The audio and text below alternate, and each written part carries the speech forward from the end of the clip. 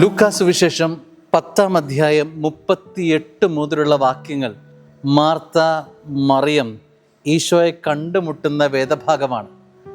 അവിടെ ഒരു ചോദ്യത്തിന് പ്രത്യുത്തരമായി കർത്താവ് പറയുകയാണ്, മാർത്ത മാർത്ത, നീ പലതിനെക്കുറിച്ചും ഉത്കണ്ഠാകുലയും അസ്വസ്ഥയുമായിരിക്കുന്നു.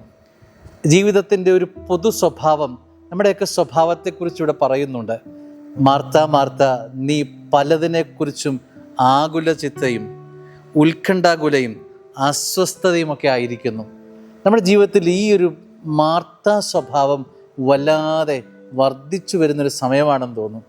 പലതിനെക്കുറിച്ചുള്ള ആകുലത, ഒന്നിനും തൃപ്തിയില്ലാത്തൊരവസ്ഥ, അസ്വസ്ഥത, എപ്പോഴും നമുക്ക് ഇന്നിൻ്റെ സന്തോഷങ്ങൾ അനുഭവിക്കാൻ പറ്റാത്ത ഒരു തൃപ്തിയില്ലാത്ത ജീവിതത്തിൻ്റെ ഒരു അനുഭവത്തിലേക്കൊക്കെ ഇന്ന് നമ്മൾ മാറിക്കഴിഞ്ഞിരിക്കുന്നു.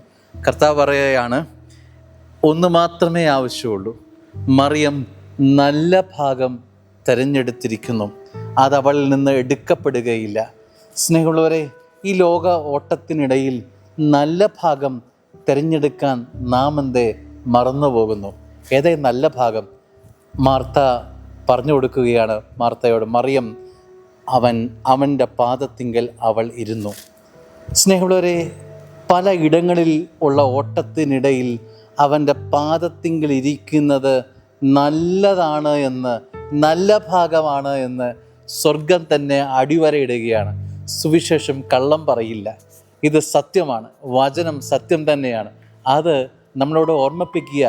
നീ ഈ ജീവിതത്തിൻ്റെ ഓട്ടത്തിനിടയിൽ മോനെ മോളെ നല്ല ഭാഗം തിരഞ്ഞെടുക്കാറുണ്ടോ?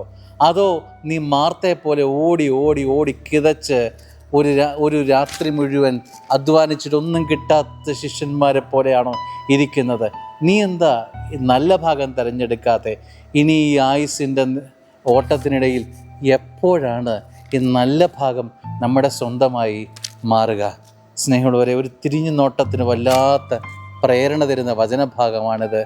അസ്വസ്ഥയും ഉത്കണ്ഠാകുലയുമുള്ള ഈ ഓട്ടത്തിനിടയിൽ ഒരു തിരിഞ്ഞു നോട്ടം അവൻ്റെ പാദത്തെങ്കിൽ ഇരിക്കാൻ സ്വർഗം നമ്മെ വല്ലാതെ നിർബന്ധിക്കുന്നുണ്ട്. ആമേൻ.